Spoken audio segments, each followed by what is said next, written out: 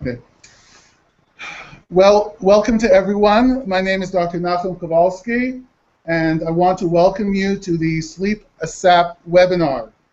Hopefully you're one of the many people who's returning to watch us once again to speak with a top-level expert in the area of sleep. Before we start, I would like to introduce Sleep ASAP.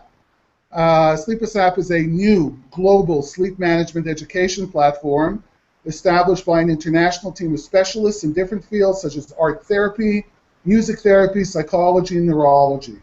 Now, we've gathered in order to promote awareness and discuss effective and affordable alternate solutions beyond medications for people with sleep issues.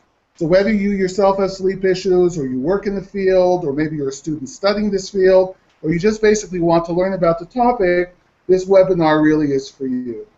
Now today, we really do have the honor of being able to host Dr. Peter C. Whybrow on the topic of the brain's clocks, sleep, and the rhythms of the brain. Dr. Whybrow MD is a director of the Semel Institute for Neuroscience and Human Behavior at the University of California, Los Angeles. He was born and educated in England. He's the author of, among other books, A Mood Apart and the award-winning American Mania, When More Is Not Enough. We're going to be talking about a whole range of topics, but before I proceed, I would like to turn to Dr. Whybrow and ask him to introduce himself to our audience. Thank you so much. I'm pleased to be here. Thank you.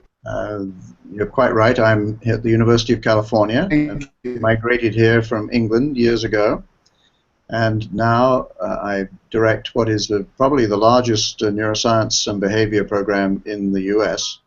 And we have all sorts of experts here.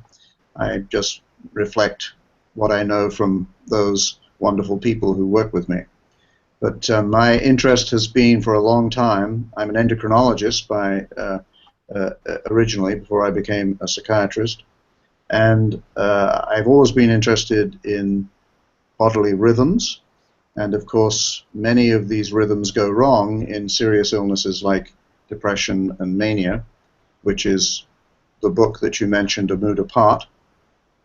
American Mania was a book published about 7 or 8 years ago, which described some of the difficulties that we have in American society because of our extraordinary fast new world that we've created, which is extremely enticing but also very damaging in terms of our bodily processes and also in terms of the way we think.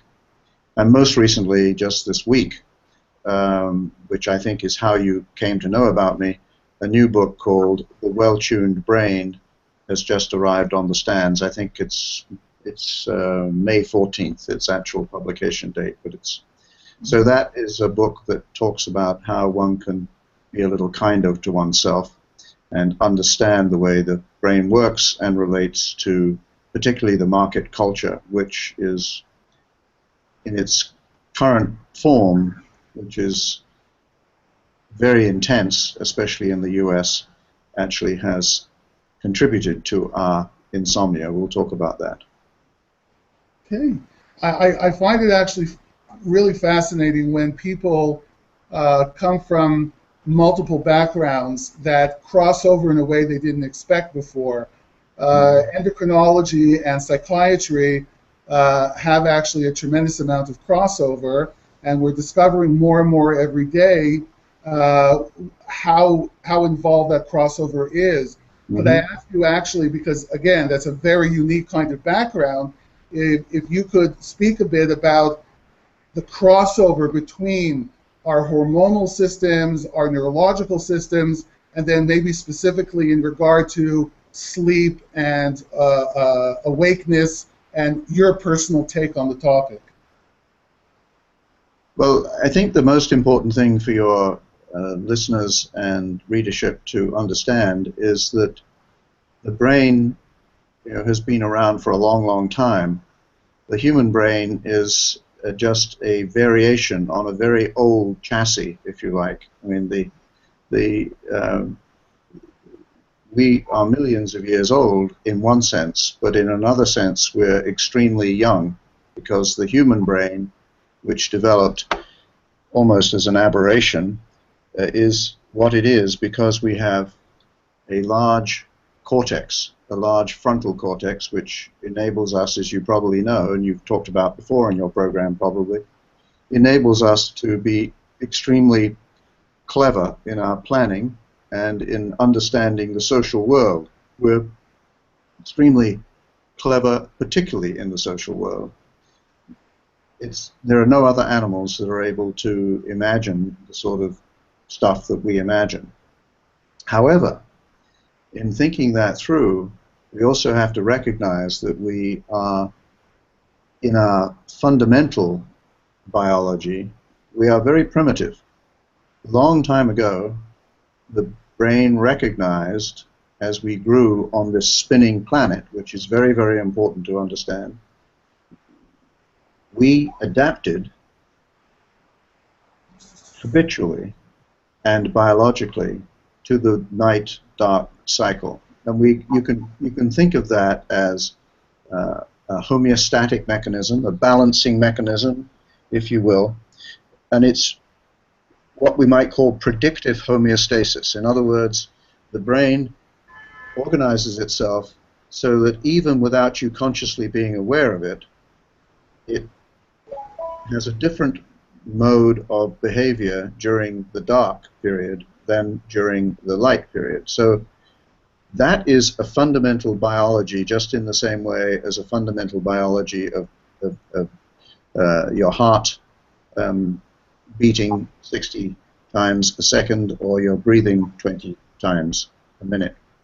So I think that unless you begin to understand and care for the fact that you have this apparatus inside your head, then, and you're not invincible, you can't do what the hell you please when it comes to sleeping and waking. You have to recognize and be thoughtful about when you sleep and when you wake, and how much you need to sleep and how much you need to wake.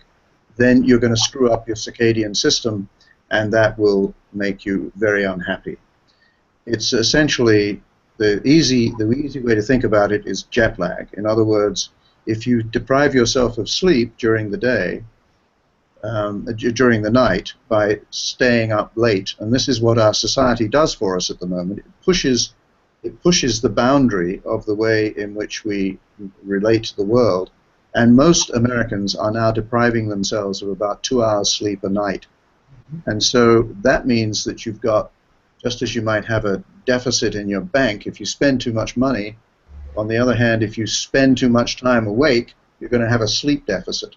And if you have a sleep deficit, then you are compounding this problem, and you are completely screwing up your predictive homeostasis, this balance of the relationship between your biology and the circadian clock. So that's one of the first important things to remember. Okay.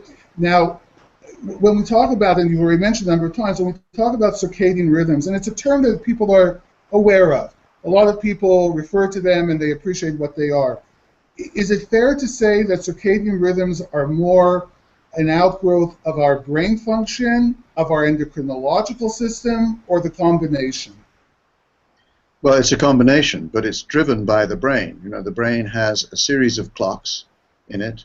All cells have clocks, but basically there's a small part of the hypothalamus, which I call the housekeeping part of the brain, which organizes your brain clocks, and through a series of hormonal relationships will send you to sleep at the usual time in your particular time zone.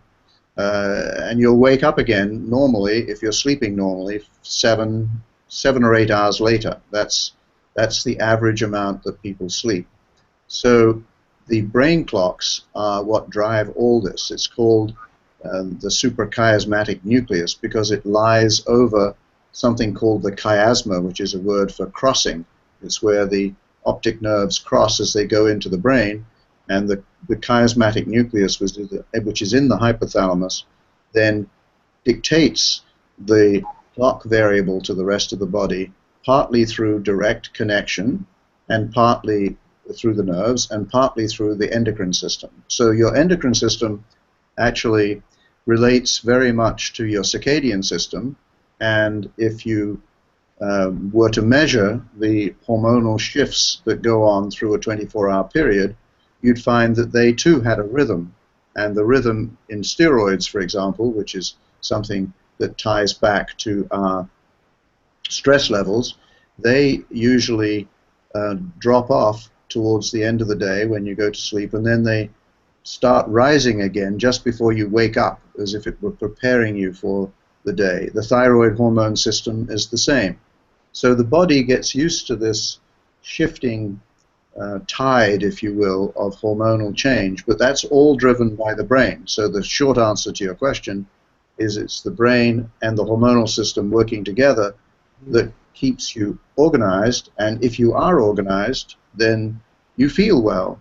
If you get disorganized, such as even just staying up late one night when you're used to going to bed at 10 o'clock, staying up till 12 or 1, the next morning you feel odd, almost as if you've got a cold coming, and that's because the stress of that creates another hormonal system called cytokine production, which makes you feel as if you have some sort of inflammation, and indeed you do. So that's one of the reasons why anybody who's worried about their sleep, the first thing they have to recognize is that although we're very arrogant as animals, we pretend that we can do anything we like, whenever we like, however we like, we can eat as much as we like, we can sleep as little as we like. It's not true. You have to respect your biology if you want to live a well-tuned life, which is what I talk about in the new book. So the brain has its clock, as you said. You have the hypothalamic centers that are effectively the body's clocks. Can you manipulate those? Can you reset those? I imagine that when people have jet lag, they are to some extent doing it, but can you reset those clocks so that you can be working on a different time pattern, yet be just as functional, such as people who work a regular basis an overnight shift? Can you reset those clocks? You can't actually consciously reset your clocks, but they will reset. So in other words, if I say I'm in Los Angeles and I fly to London, yes, so there's an 8-hour shift there, and so that means that my brain, when I get to London, thinks I'm still in Los Angeles, yes, but the light, all this is tied to light. The way in which the brain recognizes the circadian rhythm is through the eyes, and that influences the clock. Because when you wake up, it's light, but if you go to London now and it's morning in Los Angeles, it's actually coming towards dusk in London, and so your brain would not think that it was time to go to sleep, because you have a residual awareness of the Los Angeles time. It takes roughly about an hour shift occurs with each day. One of the beautiful things about crossing the Atlantic, which I used to do on a boat, is that it takes 5 or 6 days, yes? Yeah. So to go from New York to London takes 5 or 6 days, and slowly you accommodate to that because your brain recognizes that things are shifting. But if you do it in a jet engined plane, you arrive there and people are totally confused. And so they're, as you probably have had the experience, you don't think as clearly, you get hungry at the wrong times, your bowels open and close at the wrong times, in terms of wrong being the local sunlight dark cycle, but it's, as far as your brain is concerned, it's the right time, yes? So you will accommodate to that over about a week, but you can't consciously say, I'm going to stop this. I'm going to suddenly work on London time because I want to work on London time. Your biology is much more powerful than that. You can shift it a little bit by tricks. So, for example, when I go to London, what I tend to do is I when I get there and I want to go to sleep, I take melatonin. You can buy it in the US in little 3 milligram tablets. You probably know about it and probably talked about it before. I actually would like you to expand on that because that was one of our questions. Okay. Asked us about it, and I definitely would like your opinion on it. Well, melatonin is produced by the pineal gland, and it's tied into the way in which the brain recognizes the light-dark cycle. So the melatonin begins to rise as evening comes on. And so when you go to sleep, your melatonin is high, and when you wake up, the melatonin shuts off. And it shuts off in part because the light is sensed by the brain. But melatonin itself creates this general body awareness of going to sleep. And so one way you can trick the brain into thinking that it is time to go to sleep is by taking 3 milligrams of melatonin when you get to London, in our example. The other thing you can do is the next morning when you wake up, even though your brain thinks it's evening because it's still on Los Angeles time, if you go outside and walk around or go running or walking, you find that the brain then thinks, it's wake-up time. And you can speed increase the speed at which the brain will accommodate. So instead of it being 7 days, you might be able to do it in 2 or 3 days. Yes. And that is completely harmless, but and the melatonin, in my case anyway, I find that the thinking becomes better faster if you try that. I take it just for 3 days and then I stop. When I come back the other way, I do the opposite. But it's very interesting because the circadian clock, of course, slows down. I mean, if you think about why is that necessary, well, if you think that the brain is constantly accommodating to the seasons, for example, in Los Angeles now, it gets dark in the evening about 8 o'clock. But if I call my friends in Canada, it's still light.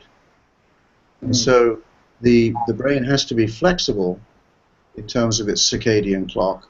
And the way in which it does that is by the clock running a little bit too long. And so you can clip off, you can avoid the circadian, you can decrease the circadian cycle quite easily. And that is important for jet lag because that's why you actually feel better. And it's easier, you don't get as much jet lag if you're flying west than if you're flying east. Do you understand that? Yeah, very interesting. Yeah. I find it, the 2 points I wanted to say, I find it fascinating because from an evolutionary point of view, there was no need for our physiology to have the capability to quickly adapt to major changes in time zones because human beings couldn't move that quickly.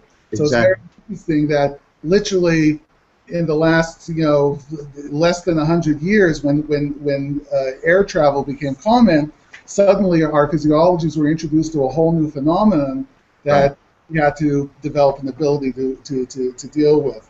The other thing I wanted to ask you was this whole idea of brain clocks and rhythms of the brain.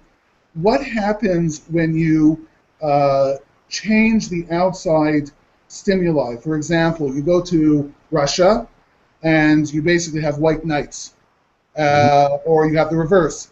How do the brain clocks work in conditions like that? And I would, if I may, I'll extend that to situations where you will have people in New York, let's say, but who are working extremely difficult jobs, which are extremely long hours, and they literally do not see daylight, even during the summer. They get in early in the morning, they're in the office the entire day, they leave, it's dark outside, and they have no stimuli as to what's normal and what's not. What happens to the clocks, our internal clocks, under those situations? Well, they have their own internal rhythm, so they keep going. They're not entirely dependent upon what's called the Zeitgeber, which is the timekeeper, the light that changes. So they do keep going, but they drift slowly. In other words, because they're slightly longer than 24 hours, they slowly drift away. So if you, for example, put somebody in a cave and they didn't have any time cues whatsoever, they would slowly, because their cycle is more than 24 hours, they would slowly drift so that their sleep-wake cycle would be asynchronous with what is going on outside that they don't know about. And that's partly what happens to people who, as you describe, are working shift work and so on. The other thing that your listeners may be interested in is that the way in which the brain perceives light is actually not as simple as it might seem on the surface. Most electric light, for example, especially in a house, a normal 60 or 100 watt bulb, the brain doesn't really recognize that as a bright light. So it's a bit like living in a cave in the evening. And so that's the other thing that people don't realize. Although we think we've extended our daylight by using electricity, in fact, the brain has already decided that it's dark when you're sitting there. But there is an interesting twist with our modern technology, which is that the brain is more sensitive to blue light than it is to orange light. And so if you sit in front of a computer screen late at night and you're busy playing with the web or doing your email or something, and if you do that for a couple of hours before you try to go to sleep, the brain has been tricked again into thinking that it's not quite ready for sleep yet. And so this is how many people actually create their own insomnia by playing with the technological tools late at night. And it's a much better idea to do something ancient, like read a book, if you have to do something in the late evening, or listen to music, rather than playing with your computer, unless you get one of these screens, which is a sort of an orange cover for the monitor, so that you can then the brain then thinks, oh well, it's time to go to sleep. So the circadian, I think the bottom line message is that you have to be respectful of the circadian activity of your brain, because otherwise you will screw up your sleep-wake cycle. And once you get it screwed up, it's very difficult to get it back on track again. And so the idea, well, I can't sleep, therefore I'm going to take a pill. Once you started getting into that cycle, you're in real trouble. And the average person in America does take about 2 hours out of every day that they should be sleeping, and they try to catch up at the weekends. And in American Mania, that second book that you mentioned, I have a whole chapter on the way in which time messes up our clocks. It's but in general, my sense is that if you understand the physiology and you respect yourself as not only one of these invincible human beings that we think we are, but also an ordinary animal that has lived on this spinning planet for millions of years, then you become much more humble and aware of how you can take care of yourself. In a totally anecdotal way, I just find it interesting. I remember when I would be on call during the surgical part of my residencies, that I would find, like everybody else, I would find, the 36-hour shifts very difficult. But when I was doing my computer training, and I was sitting at the computer at 12 o'clock at night, very often I felt awake, and I could work for 36 hours straight, and admittedly with a large bottle of cola and next to me, but it was a very different experience trying to stay awake in front of a computer screen versus trying to stay awake in front of a patient.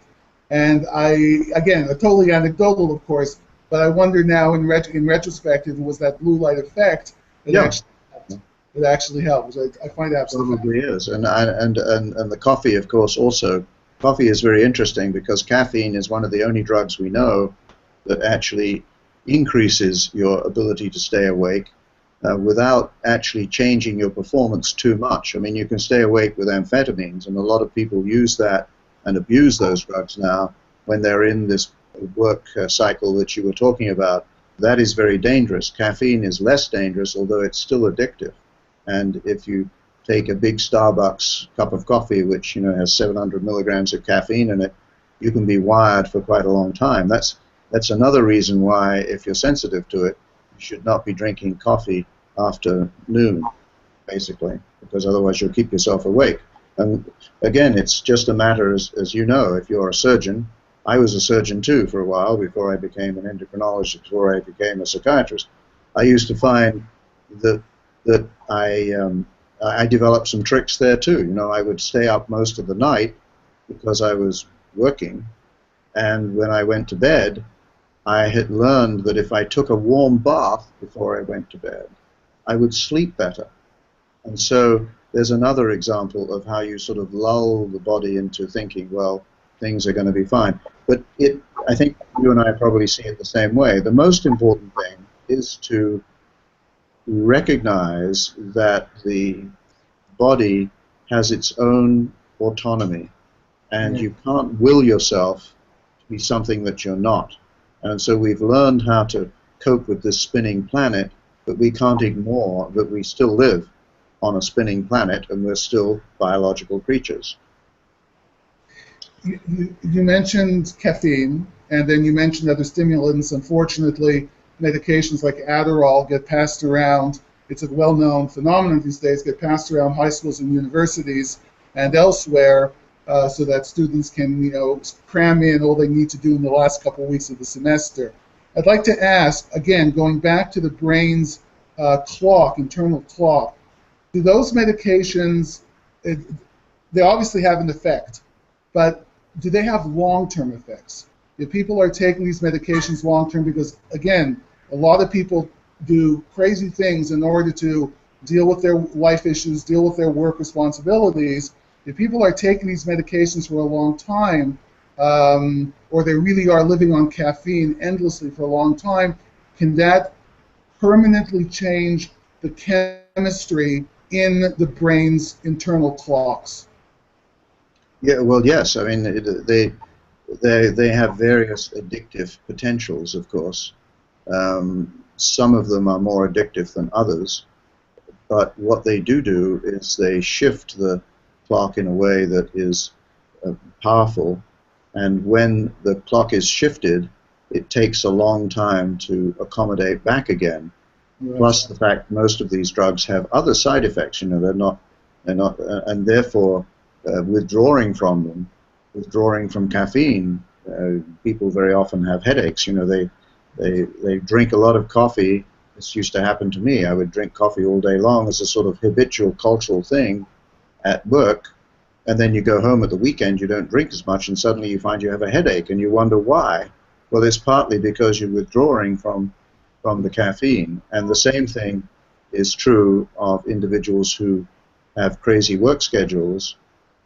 They find that when they're not on the amphetamines, they crash, or they feel actually very sweaty and unable to do what they did before, because, again, it's a mild withdrawal from the drugs they're taking. All of this really speaks to the fact that we've invented a world now, a market-driven culture, which derives from the idea that you have to do everything quickly and you have to do it 24/7. And if you do that, then you end up with a set of circumstances where you are driving your physiology, again, in a way that is tied to your livelihood. And then you get yourself into a box which you can't get out of, because you have to go to work. It's what I call the fast new world, which is essentially fostered by the idea that if I work harder and earn more money, and then I can have the things I want, etc., etc. But in the process of doing that, as I mentioned earlier, as you take on a debt financially, you can take on a debt physiologically. And if you take on too much debt physiologically, you then begin to damage yourself. For example, there's an interesting correlation, which I'm sure you've talked about on your program before, between how much you eat and how much you sleep. Hmm. And interestingly, it's inverse. So the less you sleep, the more you eat. And again, you may have noticed this on when you were practicing surgery, which is if you stay up all night, the next morning you're ravenously hungry, and you could eat a ham and a couple of eggs and a few stacks of pancakes, and you, that's another example because hormonal shifts occur when you deprive people of sleep. There's something called leptin and ghrelin, which you may have come across. Leptin tends to reduce appetite, ghrelin increases it, and what happens is when you when you get into that cycle, you actually change the way in which your body works, and you end up gaining weight. So that if you ask people how much do they sleep, and some studies that have been done have looked at over 1 million people, and they find that there's this high correlation between how much you weigh and how little you sleep. And if you then go to subsets of those individuals and you look at their EEG patterns, which gives you a better index of what the brain is actually doing, indeed you find that the reduction in sleep, and particularly the reduction in deep sleep, tends to correlate with rising weight. And as you know, the country has a huge problem with not just being a little overweight, but being morbidly obese. Something like 35% of us now are morbidly obese, 60% of us are overweight. We're one of the fattest nations in the world. So in fact, what you're doing not only is changing the weight, but your sleep cycle is driving that weight change. Fascinating. You actually mentioned the term "a fast new world." When you said that, I thought of the quote from the movie Wall Street, Yes, where uh, where the Michael Douglas character says to the Charlie Sheen character, "Money never sleeps," and right. that we're now in a reality where someone is awake somewhere in the world right now doing work that you need to be involved with. And that's such a difficult thing to, you can't ignore that. There are certain kinds of work where you simply can't ignore that reality, and these people are in an impossible situation where they can never really get a night's sleep. They just can't get a night's sleep properly. So I can only imagine what that does to them. If I may, I'm going to ask you one more pharmacological question. Oh, I'm Mhm. sorry. Please comment. I was going to say, we basically, simplistically put, we've traded time for money. Yes. And the Right. best source of new time is the 8 hours that people should sleep. And so if they're not reverent about the fact that sleep is important, then they take from their sleep bank because they want to make more money. And it's a crazy circle. It can only end in disaster. Right. I understand. I wanted to ask you one more pharmacological question because this has been absolutely fascinating, the crossover. When you take a medication that helps you sleep, and I'm talking about anything from a benzodiazepine to some of the other more recent medications, is it working on the same internal clock and having also an effect on the endocrinological system, or is that a totally different pathway? Well, when you talk about benzodiazepines, it's working on a different pathway. I mean, it reduces the awareness of the individual to stressful events in their environment.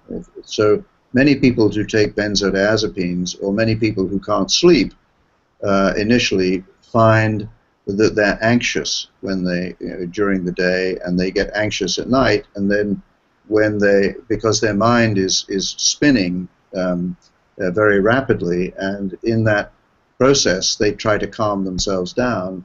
And some people drink alcohol, which is also a bad idea because it screws up your slow wave sleep to go to sleep. They will go to sleep if they drink enough alcohol for a little while, but they'll wake up in the middle of the night feeling even worse than they did. But benzodiazepines have the same effect because they're very similar to alcohol in the way they work. But the problem is that as you increase the dose, because they are addictive, you have to take more and more and more of it. So people start by taking most of the hypnotics are in this category, and so if you take more of them, you find that as you begin to escalate the dose, you need an escalating dose just to sleep the little bit that you were sleeping. And so again, you get into a vicious cycle, this disturbs the circadian clock because you're not sleeping very much, and the clock then gets confused about whether it's night or day, etc., etc., and you come back to the same problem as we were talking about earlier. So one of the interesting things to me is that in the modern world now, we essentially tether ourselves to machines that drive our behavior around the clock. As you said earlier, distance has essentially disappeared. You're on the East Coast, I'm on the West Coast, yes? And so the way in which you and I can talk to each other through this mechanism, this internet mechanism, is essentially removes time as a consideration, but it doesn't remove it from inside our heads. And so the idea that, again, we're invincible and we can do whatever we like, whenever we like. So the combination of technology, of opportunities to eat whenever you please, to sleep whenever you please, to fly wherever you want to go, it's completely screwed up the usual constraints that occur on human behavior. And the market system drives that, because what drives the market is our curiosity and our self-interest.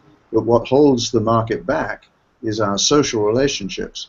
But our social relationships have become fragmented in the same way as our sleep-wake cycle, because most of us do not spend a great deal of time with other people now, except through the technology that we're working with. Right.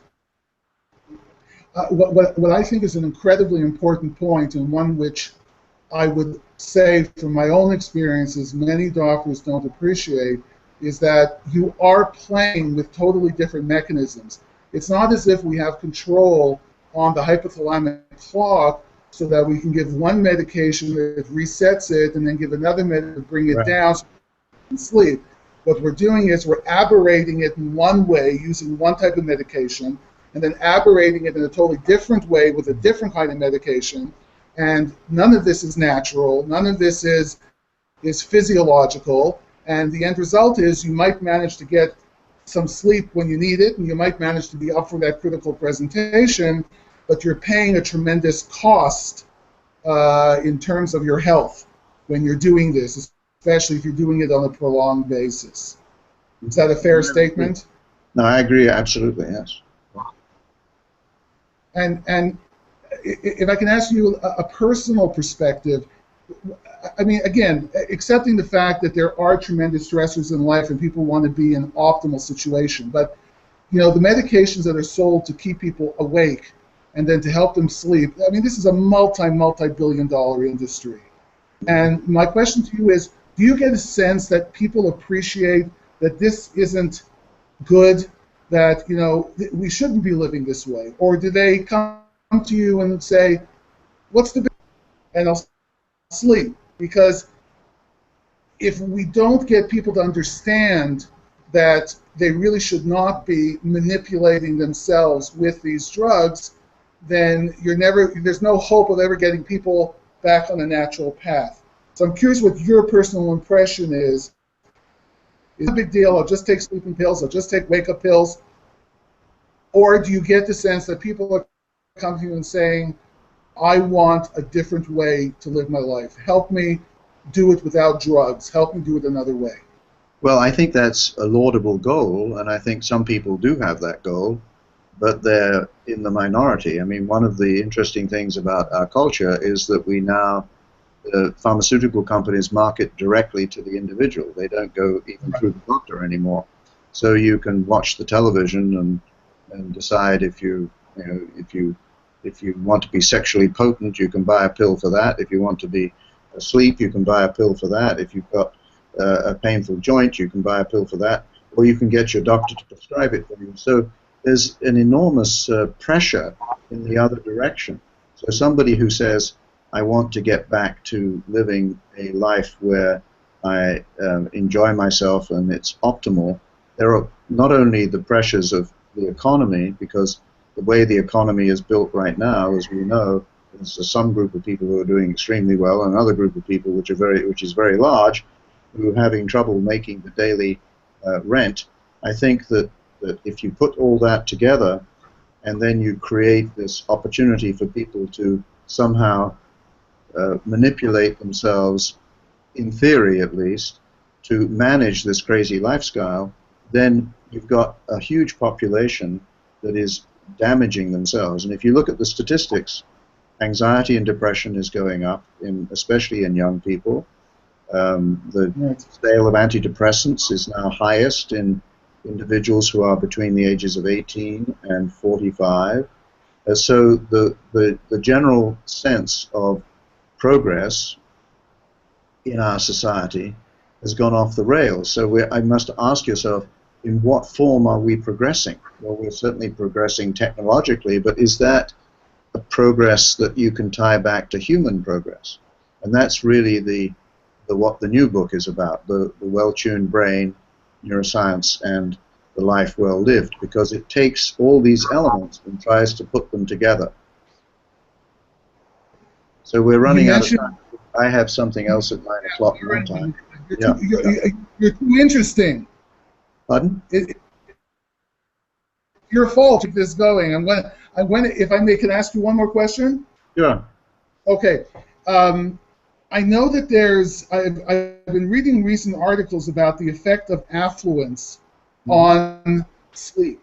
Mm-hmm. And I recently read that it's actually people who are less affluent who are getting more sleep, mm-hmm. Which is contrary to what people intuitively would think. And I wanted to ask your opinion on that, and perhaps your sense of an explanation for that. Well, I think that, as Shakespeare said, we live best in the mean. In other words, this is coming back to balancing your life. The metaphor of the new book, The Well-Tuned Brain, is taken from J.S. Bach, the well-tempered clavier, which was an idea that in those days, he was writing in the 18th century, you had to tune your piano, then called a clavier, because it kept on going out of tune with the different weather patterns and so on and so forth. So if you think about that, the way in which J.S. Bach became such a brilliant musician was he learned how to play his instrument, and he trained himself to play his instrument extremely well as to tune it extremely well. If you use that metaphor, then each of us has this extraordinary instrument inside our heads called the brain, yes? And if we get to understand it, then we can do something about it. Now, I think that if you're trying to create balance, both poverty, severe poverty, or anxiety and stress related to when is my next dollar coming from, and also affluence are both actually destructive elements. So you find that children of really affluent families have actually more difficulty with drugs and anxiety and so on than do children who are poor, not dirt poor, but poorer. So it's the balance in the middle that makes the difference. And so it's not surprising to me what you describe, that affluence itself and poverty, it's a U-shaped curve. If you're poverty-stricken or you're affluent, you are in bad shape. If you're in the middle, then you live a more balanced life, and that, I think, is probably reflected in the fact that you described that most people who live in the middle, they sleep a little better, and they probably have a more comfortable existence. The trouble is that we're driving them continuously in a way that is probably unhealthy. Our whole society has to begin to think about what it is that we're trying to do here. What is progress? What is human progress? I sense the first chapter of the first sentence of the new book is, we live now in the shadow of our achievements, and a lot of what you're describing are created by our achievements. Sleep-wake cycle would not be a problem if we didn't have all this fascinating stuff to play with all the time, yes? So I'm going to end with a somewhat summarizing question in 30 seconds. What's the future of sleep in the next 20 years? It's absolutely vital. If you want to live a comfortable life, you should be sleeping 7 or 8 hours a night, and you should be going to sleep at the same time and waking up at the same time, and you should not be, reading in bed. You should not be watching the television.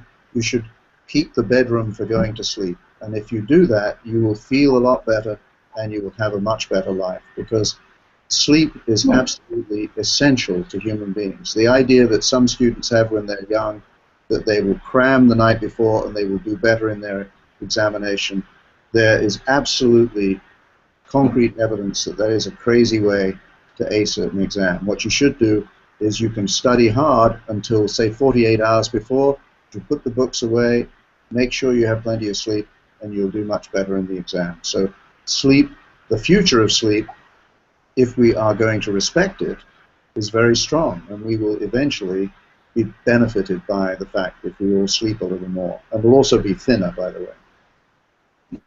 Okay. That is brilliant. I cannot thank you enough. This has been absolutely fascinating. And I mean, the books sound absolutely fascinating as well. I want to thank you for your time. Our audience thanks you for your time. Pleasure. And I really wish you all the best. Thank you, and good luck with your program. Sounds very important for the public health.